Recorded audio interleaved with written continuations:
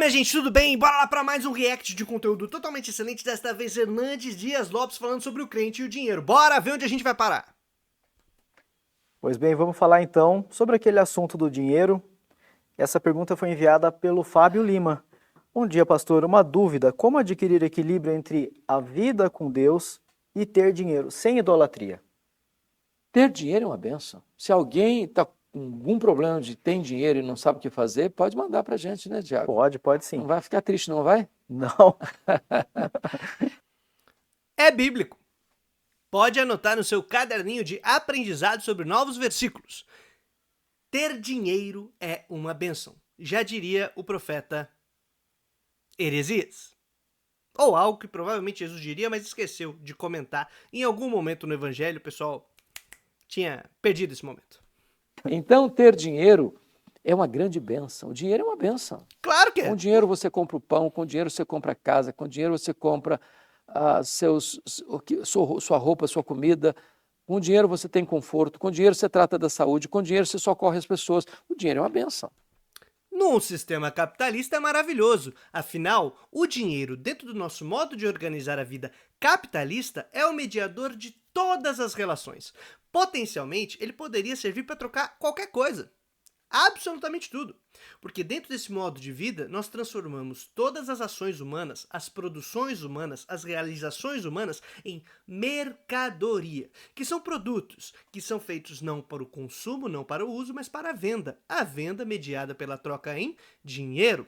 Desse modo, como muito bem explicou um profeta do século XIX, que tinha uma barba bastante comprida e odiado por pastores em geral, o dinheiro, de sua função de servo dos seres humanos, dentro do sistema capitalista, se torna Deus e Senhor no mundo das mercadorias. Senhor sobre tudo. Para quem sabe um pouquinho de Bíblia e compreende as metáforas, é um uso do inverso de Filipenses, em que diz que Jesus, sendo Deus, não quis ser igual a Deus, mas esvaziou-se de si e fez-se humano. No caso, Marx, no livro dos Grundrisse, comenta exatamente o oposto, que o dinheiro nesse mundo de mercadoria, sendo servo dos homens até então, dentro do sistema capitalista, se torna Deus, e Deus sobre todas as coisas, inclusive sobre a vida dos homens, dos seres humanos, de todas as pessoas que estão aqui. Você acredita nisso?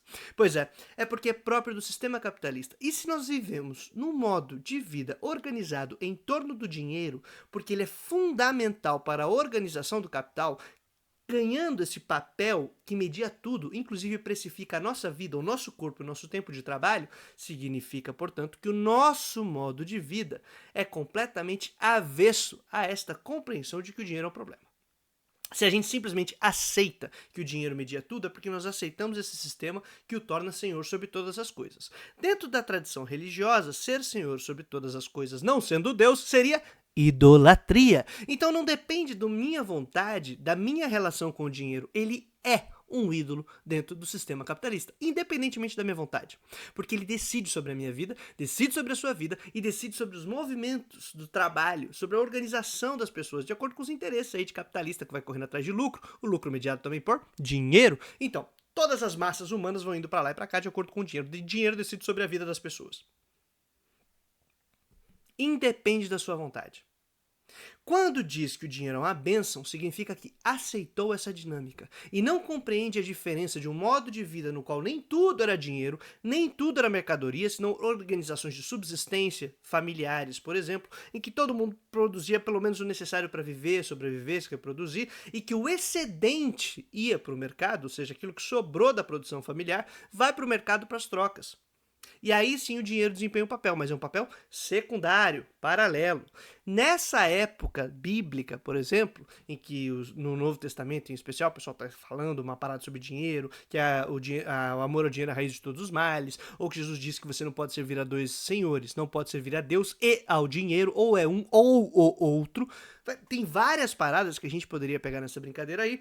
É porque se sabia racionalmente que dá para enriquecer só pelas trocas financeiras. Mas isso não é riqueza de verdade. Isso não é riqueza material que garante vida. É só moeda. Inclusive, já é um pensamento bem antigo, tanto no Oriente quanto no que se convencionou chamar de tradição ocidental. O próprio Aristóteles, olha que curioso, filósofo grego, falava porque havia uma diferença entre economia, que é aquela organização de regramentos domésticos ou da cidade para garantir a produção e reprodução da vida, de crematística, que é a contabilização em finanças. Não, o dinheiro não é uma bênção. Ele é um ídolo, especialmente no capitalismo. Uma benção. A prosperidade é uma benção. A Bíblia nunca proibiu ninguém ser rico. Não há. Também não incentivou, né? Mas aí tem uma confusão curiosa que é entre riqueza e dinheiro. Não é a mesma coisa. Uma coisa é riqueza, outra é dinheiro. Dinheiro que é esse mediador das trocas financeiras, ajuda a contabilizar, mas não é riqueza. É só uma forma. Uma forma. Pecado na riqueza como não há virtude na pobreza. O que a Bíblia proíbe, peremptoriamente, é pôr o coração no dinheiro. É amar o dinheiro. É transformar o dinheiro num ídolo, num Deus. Mas o nosso modo de organizar a vida transforma o dinheiro nesse Deus, independentemente das nossas vontades, porque ele é o centro das trocas e das relações sociais. É diferente do modo de vida, inclusive, em que foi falada essa famosa frase que está lá em 1 Timóteo, de que o amor ao dinheiro é a raiz de todos os males. Que, inclusive, nota aí para você, não é de Paulo, tá? É um dito muito comum, é uma racionalidade popular muito comum desse período, desse tempo. Há outros autores, outros textos em que você encontra a raiz, o amor ao dinheiro é a raiz de todos os males. A Elsa Tames faz até uma curadoria desses textos, entre eles, por exemplo, se não me engano, A Moralia, de Plutarco, né, o seu livro de reflexões morais, filosóficos, fala o amor ao dinheiro é a raiz de todos os males. Era algo comum, relativamente comum, no primeiro século ali, uma frase, um dito que todo mundo utilizava para fazer crítica, inclusive, a um sistema de patronato que tinha. Para você saber um pouquinho mais sobre isso, segue lá, ajuda a gente no Apoia-se. Na nossa campanha de financiamento coletivo contínuo, a gente está lendo esse texto da Elsa Tames em que ela trabalha as questões de relações de poder nesse período. Fica a dica aí. O dinheiro é um bom servo, mas é um péssimo patrão. Concordo. O problema não é ter dinheiro, é ser possuído pelo dinheiro. Infelizmente, todos somos. Então, é engraçado que ontem uma pessoa me perguntou assim, pastor, eu posso orar para ter prosperidade financeira? Eu quero comprar uma casa melhor para mim. Falei, pode e deve. Pode e deve. A Bíblia fala da prosperidade. A alma generosa prosperará. Versículo tirado para fortalecer a própria ideia e a defesa do sistema capitalista atual. Sabe o que seria interessante também? A gente ter programas sociais de garantia de moradia para todo mundo. E não só cada um correndo atrás do seu para financiar uma casa. Imagina como seria interessante a gente não tratar a moradia como uma questão de comércio, senão como uma questão de direitos e dignidade dos seres humanos. É Deus quem enriquece e empobrece. Então, você poder orar para ter mais dinheiro, poder ganhar melhor, para você ter um upgrade na sua vida profissional, de você ter uma amplitude maior no seu horizonte de ganhar dinheiro, isso é uma grande bênção. Agora a pergunta é, tem a ética do ganhar e tem a ética do gastar. O que a Bíblia proíbe também é você usar de mecanismos escusos, ilegais, ilícitos para ganhar dinheiro.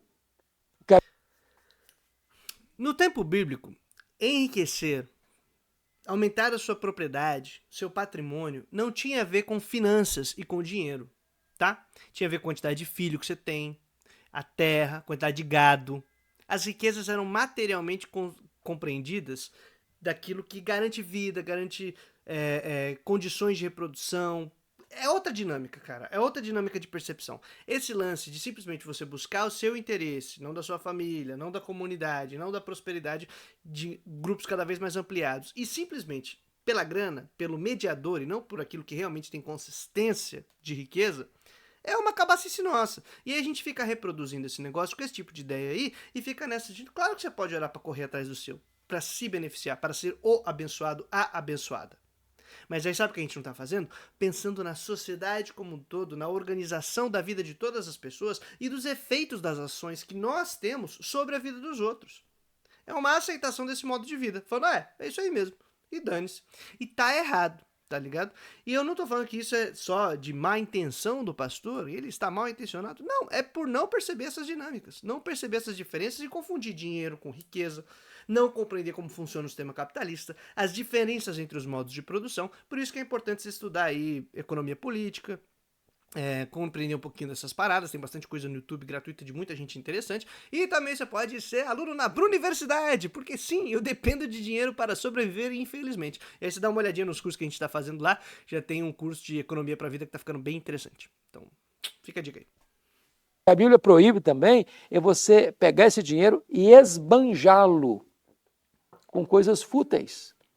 Só para concluir um pouquinho, Tiago, porque a pergunta é empolgante. Lá em Eclesiastes 2, Salomão alerta...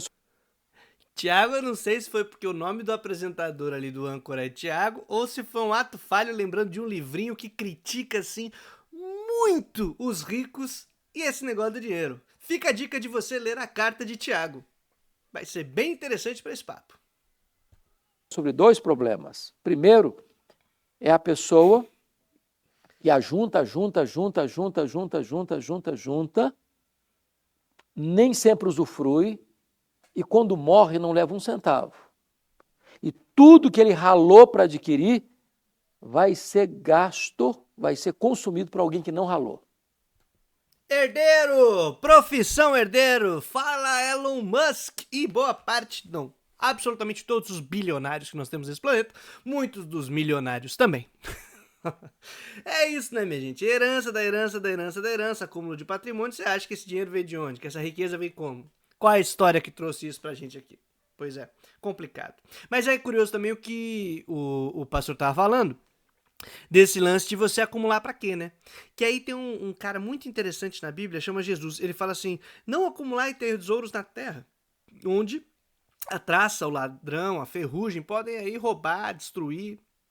Você pode ficar sem nada. Acumule nos céus. Viva por outro tipo de valor. Viva por outra maneira de organizar a vida. E a outra maneira de organizar a vida dele tem muitos textos que indicam bastante. Partilha da comida, partilha da bebida. Pensa em organizar a vida de todos para que todo mundo tenha dignidade para viver. Aquele que quiser ser o campeão, o vencedor, que se faça de último, se faça de servo. Aquele que quiser ser o primeiro, se faça de último. Que quiser governar, que obedeça.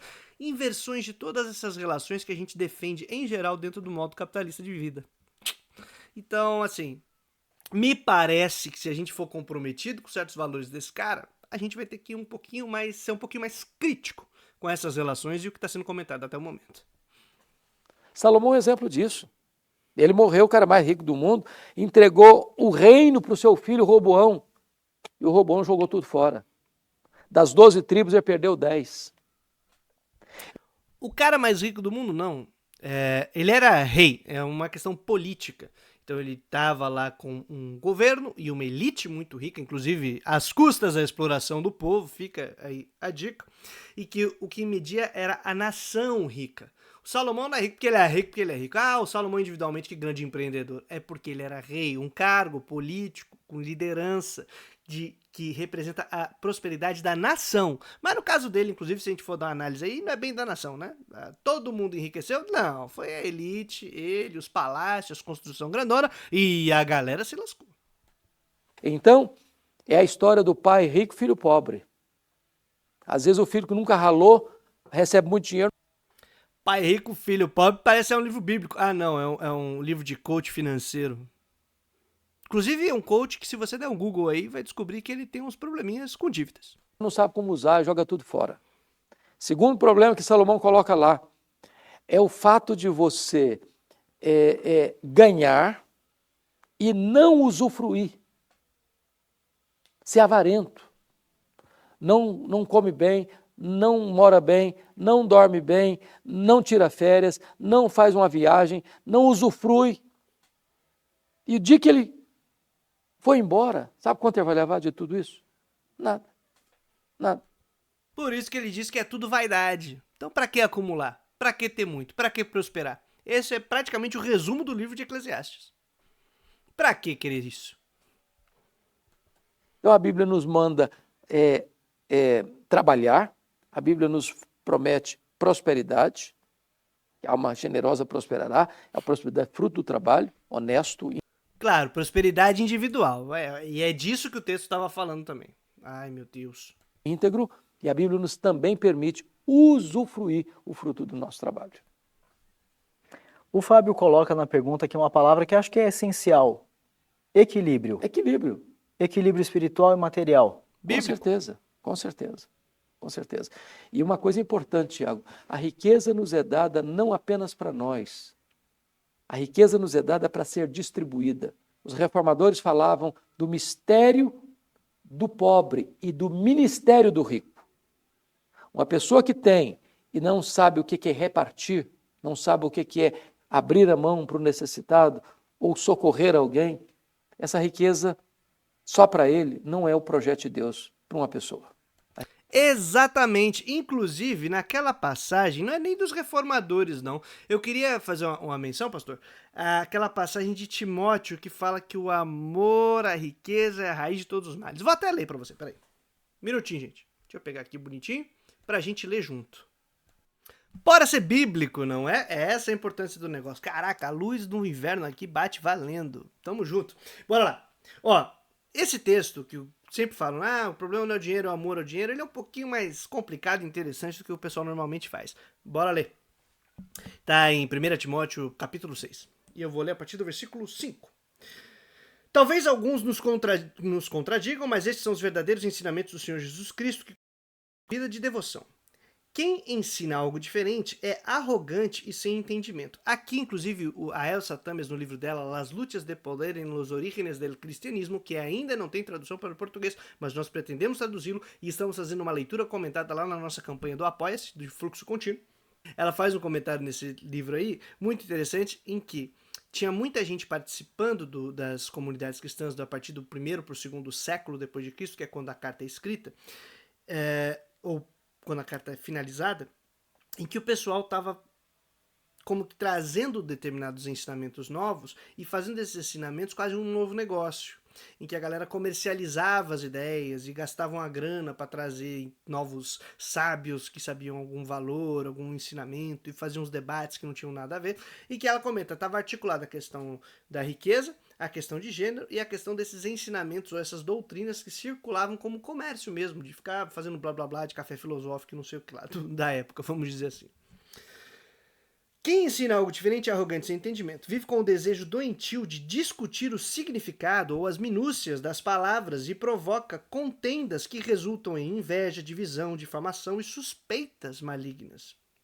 Pessoas assim sempre causam problemas, que é a galera que fica lá procurando pelo em ovo e fazendo esse blá blá blá, blá blá blá, sem muita fundamentação, senão busca por esses ensinamentos novos e pagavam pra galera fazer isso. Tem a mente corrompida e deram as costas à verdade. Para elas, a vida de devoção é apenas uma forma de enriquecer. E aí que tá o lance. A galera queria seguir um caminho meio de devoção, de piedade, de não sei o quê, para enriquecer, para fazer grana, para crescer, para poder ter seu status. E tinha uma relação, que a Elsa também destaca, de patronato, em que pessoas faziam benfeitorias para uma comunidade ou para outra pessoa, e essa outra pessoa deveria, então, para sempre estar meio que adorando, dando privilégios e exaltando essa pessoa que fez essa benfeitoria. E isso era comum em toda a estrutura da sociedade do Império Romano. E estava começando a participar também nessas comunidades cristãs, em que chegavam a galera que faziam benfeitorias e queriam daí ter privilégio de guiar a troca de ideia toda. Então, a carta fala sobre esse lance da devoção para enriquecer, da discussão para enriquecer, de fazer essas paradas para fazer grana, para fazer dinheiro. E aí chega na parte, então, do texto, né? Em si. Precisa ler texto com contexto, senão fica embaçado. No entanto, a devoção acompanhada de contentamento é em si mesmo grande riqueza. Ou seja, ao invés de querer enriquecer, contente-se. Devoção com contentamento, com saber viver com o que tem, vamos dizer assim. Afinal, não trouxemos nada conosco quando viemos ao mundo e nada levaremos quando deixarmos, exatamente o que o nosso pastor estava dizendo. Portanto, se temos alimento e roupa, estejamos contentes. Aqui a oposição não é rico e pobre, aqui o problema é querer enriquecer e saber se contentar com aquilo que dá para viver. A grande parada, eu aprendi com Juan José Bautista Segales, um filósofo boliviano, que é: o oposto de pobreza não é riqueza, é dignidade, é ser humano digno, que está vivendo e vivendo bem. Riqueza é quem pode acumular, e acumular, em geral, é às custas de alguém. Então, é pobreza e dignidade. Mais ou menos o que está aqui, né? Que fala do desejo de enriquecer, o contentamento, saber parar. Mas aqueles que desejam enriquecer caem em tentações e armadilhas e muitos desejos tolos e nocivos, que os levam à ruína e destruição. Pois o amor ao dinheiro é a raiz de todo o mal ou de todos os males. E alguns, portanto, desejarem dinheiro, se desviaram da fé e afligiram a si mesmo com muitos sofrimentos. Aí que tá o lance. E lembra, né? Ah, será que é errado desejar prosperidade? Será que é não sei o que lá? Sempre pensando muito individual, capitalista e burguesmente, né? Com indivíduos que vão aí vivendo, enriquecendo e fazendo sua própria correria, azar do mundo, azar do resto. Aqui é um modo de racionalidade e sabedoria completamente distinto. É pensando no contentamento, no viver bem, em comunidade, em não desejar a riqueza, em não desejar enriquecer, se não saber a hora de parar. Você vê, cara, tamo bem, por que a gente tá querendo mais? Por que essa cobiça não para? Então, é outra racionalidade, outro modo de vida, nada que ver com o que se estava falando ali sobre o dinheiro agora há pouco. E aparentemente, então, o dinheiro não é uma bênção. Ao contrário, beleza? Mas vamos mais um pouquinho, só para não perder. Você, porém, que é um homem de Deus, seria um comentário ao Timóteo, né?